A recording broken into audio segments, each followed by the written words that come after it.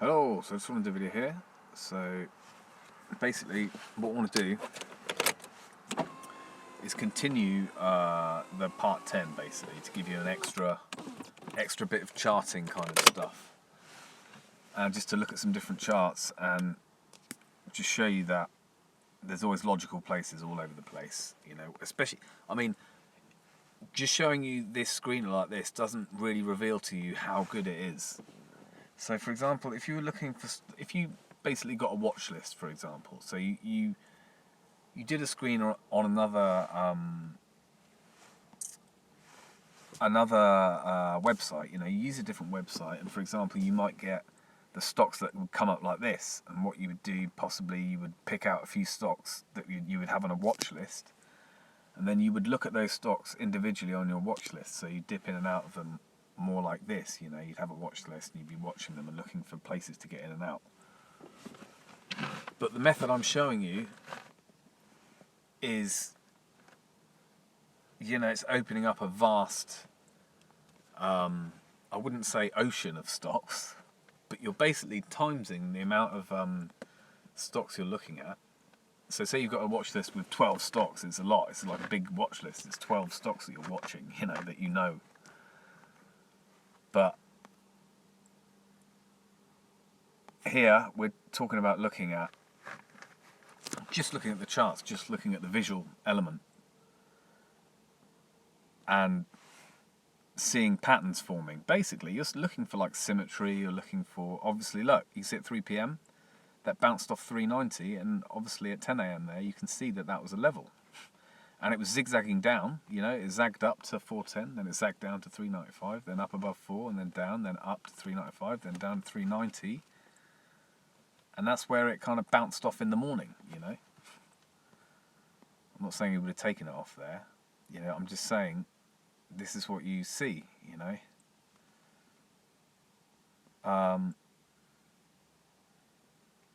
Look, this did a kind of, went up to 650 and then it dropped down to 620. So when it hit 650 up there, it was a possible short, because just looking at this, so just looking at this one part of the chart, so say you saw it up at 650 and you thought, okay, well that's dropped down quite big in the morning.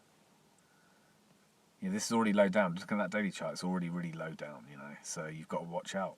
So obviously that would not be a good thing looking at the daily chart, you know. So if you'd have seen this pattern, for example, obviously it did go down at 650, but looking at the daily chart there, it was so low down that, you know, you might have thought that it, well, you look at the chart, you look at the recent history of the chart, so you'd look at this kind of, this trajectory here, and it went down from 650, but it could quite have easily gone higher, I think. So if you look at the kind of trajectory of that, you know, we've got, it's going up like that, isn't it, basically? You can see, look, it hits those candles at the top right and those candles at the bottom left, so it's a very median kind of, you know, that's the basic trajectory. And then if you move up to the next resistance point, which is, you know, on the hitting the top of that bit there, you know, just after 10 a.m, hitting that bit, then you've got the trajectory going up, and when it goes up towards 650, you know, if you went forward on this chart, even on that trajectory, it would go way up above 650. You know, it's kind of stopped dead just below 650, but that diagonal line going up shows that the trend is powerful enough for it to have shot up even further, you know. So that's why you wouldn't necessarily have shorted that at 650, but obviously you might have seen it on the daily chart and had a little look into it, so that might be one that I would have dipped into. But, you know, often when you see them, they really jump out of the screen at you, you know, rather than you kind of really having to agonise trying to look for them. They'll just kind of jump out at you if you get into the flow of looking, and you're just, it's part of, you know, you're doing it as a work, you're doing it as a job, you know, looking for stocks, because that's the work part of it, just looking and looking, you know. So you see spikes up. So you're looking at where that's spiking up to. It's above $4. You might not look into it for that reason. So you can discount stocks very quickly just by going into ones that look good. Obviously CZR, Caesars Entertainment there. I only know that because I've just I've been looking at these markets for years, but I don't know like most of the stocks really. Oh, I'm not even going to look at that. It just looks boring. Let's go on. Well, let's go even further because I think I was even looking at these stocks like the last. No, I can't have been. No, because it's Tuesday today. Oh no, well no, it was a long weekend. It was a 4-day weekend basically, 4-day market break. So the market's opening today, and I'm thinking we're going to see some upward movement, and the reason is because basically everyone's starting to get used to this coronavirus and people dying all over the place. They're starting to get used to it, and people are starting to want to go back to work, and countries are starting to want people to go back to work because basically, we're talking about these policed states, all these police that, and they're, restricting movement.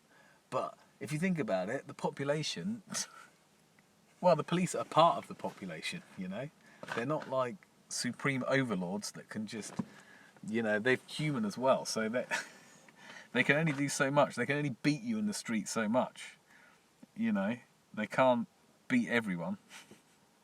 And, so I think for that reason, seeing as there seems to be a little bit of optimism about, measures that the governments are taking as well, then I'm thinking that it's probably going to be a good day today in the markets, and just because the markets are so low,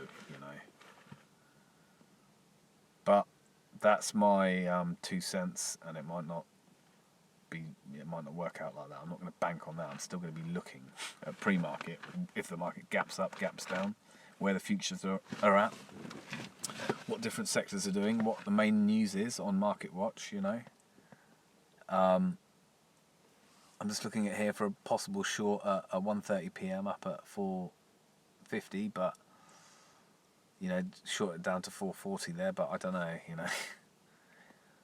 And the reason I say I don't know is because it went up, it dipped down to, look, CONN, it dipped down at 10 a.m. to $4, look. So maybe it could have been an opportunity to get it really early in the morning like that, I don't know. But let's have a look. I mean, it's on that trend, isn't it? I mean, it hasn't really paid any attention to what time of day it is, this stock. It doesn't really care what time of the day it is.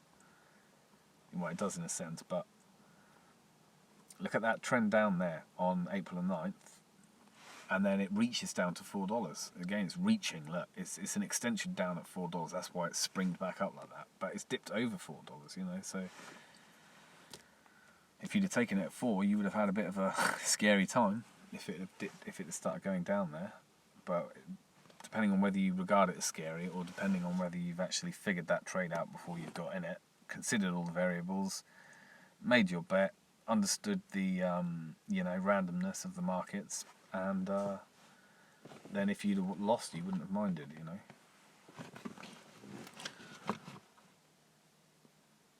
So I'm looking for, for example, APPS there.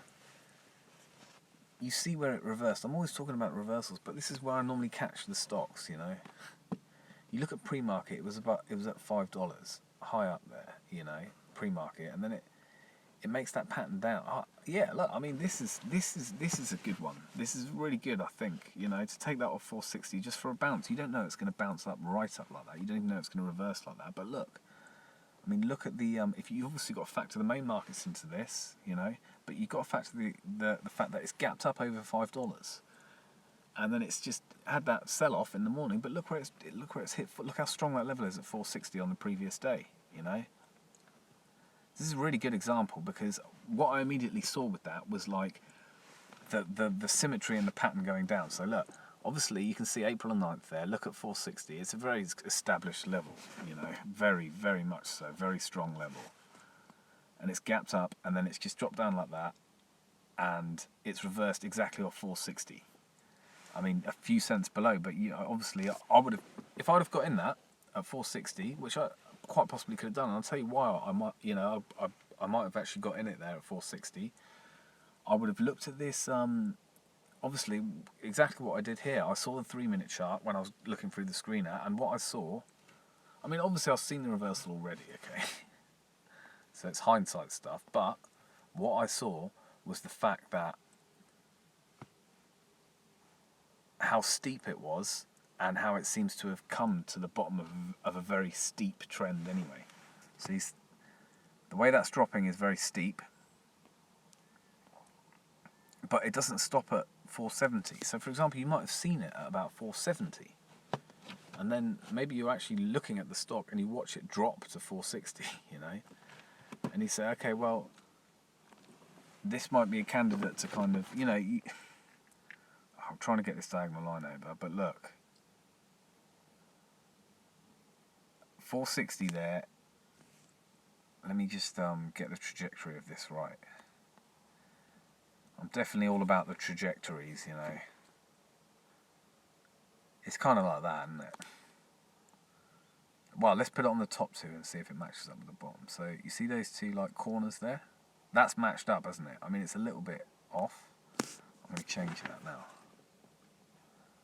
I'm going to get it really nice and... I mean, I don't do this when I'm trading because I don't really need to. You can see it without drawing the lines, You very, very obviously see trends without drawing lines.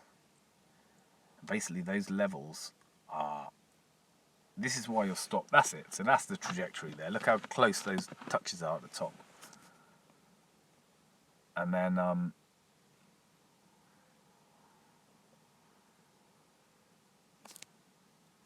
looking at the bottom there, I mean, well, whatever.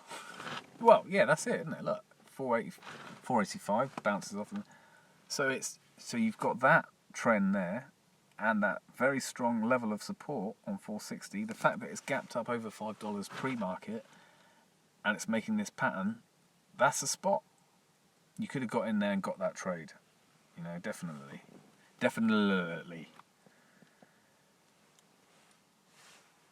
But this isn't the magic key because every stock is different, But this worked for all the reasons that I've explained, This current trend, the daily chart. Oh wow, no, the daily chart was Oh wow, no, he's taking the daily chart was good as well. Well, no, I haven't even looked at this daily chart. I don't think. Well, look, I haven't even looked at it. So anyway, it gapped up above 450, hit up on 5 and reversed. So it broke that 450 level. I mean, this is a bit weird because the market's been going down really bad. This doesn't seem to have dropped as much as everything else. I mean, it's dropped nearly 40% or whatever, 35, 40%. But some of the stocks have dropped 90%. You'd look at the news, obviously. It's 6 top internet software bets amid the coronavirus crisis. So obviously this company is still rocking and grooving amidst the coronavirus crisis for whatever reason. But yeah, I mean, this is I'm gonna finish this video now. But can just try and absorb what I'm saying, and then just you'll find them. You'll start to see them. You'll start to see what I mean. Maybe you'll have seen that reversal, but it wouldn't have been at 460. It would have been at 450. And you'd have seen it come down and hit 450 there. For example. Obviously, the reason it bounced off 460 was because it had the momentum. People didn't want to sell it below 460 because they were looking at the chart just tells you everything. If I go to the 15-minute chart here,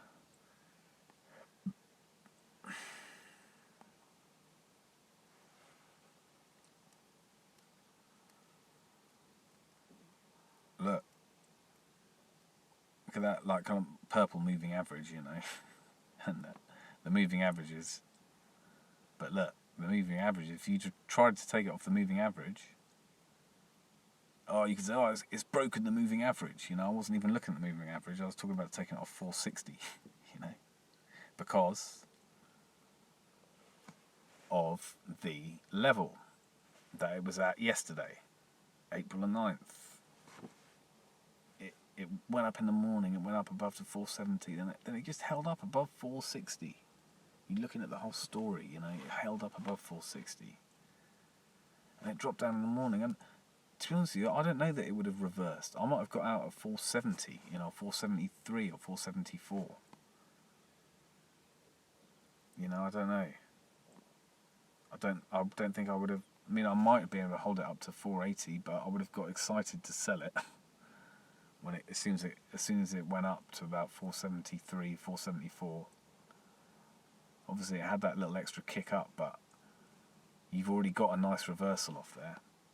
And the stop. I didn't mention the stop. The stop loss is so easy with stocks like this because you're going for a bounce off 460 because of the patterns, and then where do you put your stop? 454. So you're saying you think it's already extended down now. You can't put your stop at 458 or 459 because it's just, it's obviously low. It's gone down to 459. It's overshot it a little bit. They're not exact, If you look at up here at 485, that went down to, 2 cents below. It could be 482, 483, basically. So you don't want to get taken out by that. This could have spiked down at the bottom, and it could have spiked down to 456. And if you'd had your stop at 457 or 456, it would have taken you out. You go by those round numbers, and in this case, the round number is 455. So you put your stop at 454, or 453, if you want to give yourself that extra. And once you've taken the risk, you've taken it. That's it. That's it. That's because once you get in the stock, you're in it. Well, once you made a decision, you know where you're putting the stop. You've basically completed the trade before you've even taken it. Because there's nothing, once you have taken it, there's nothing you can do anyway. You can only sell it. You can only get out the trade. You can only exit it. So you've already predetermined the outcome. You've predetermined